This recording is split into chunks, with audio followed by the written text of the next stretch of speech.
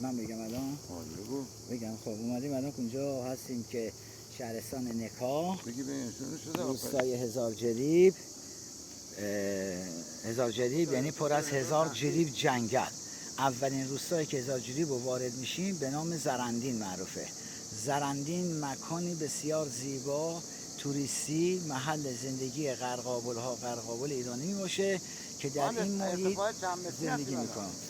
ما الان از کف دریا حساب کنیم، نه از کف دریا رو من میگم، حالا میگم کف دریا، از کف دریا رو که حساب بکنی حدود 2000 پا بالاتر از کف دریا قرار گرفته.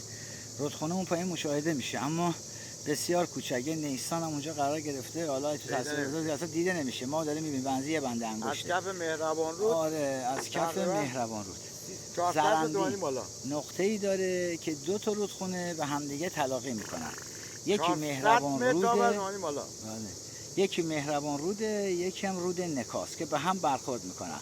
کارخونه سیمان میشه سمت راست کارخونه سیمان نکا، دقیقا مقابل این جنگل قرار گرفته و اینکه جلوش رودخونه تلاقی دو تا رودخونه به هم دیگه است. ما الان حدودا با اون تلاقی که این ور اومدیم دنبال چیز داریم میگشتیم تفریح کنیم و مناظر رو ببینیم، ماهیگیری کنیم و همه این چیزایی که داریم نشونتون میدم زیبایی‌های طبیعتی که بسیار نیا کن دیدنیه. سکوت مطلق، اما زلزله دستگاه‌های کارخانه سیمان شد دردسر سرصدا، اما صدای حیوانات و جنگل بسیار زیبا اما شیارهای خطرناک که اگر داریم میرین دارن میگیرن. نگاه کنید.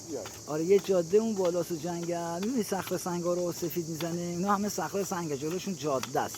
دوباره یکی دیگر الان نشونتون میدم، ببین چه جالبه. ببین یکی دیگه لای اون درخت‌ها در قرار گرفته که باز از دور من حواس آقا میچرخه، جاده‌ای که میره از ته این ارتفاع میاد بیرون. نام قدیمی اینجا این منطقه که ما روش ایستادیم الان دونه به شما نشون میده، رونمایی میکنیم. ببین شیار چقدر خطرناکه، تو چه شیبی ما نشستیم. یه شیب حداقل 90 شیب 90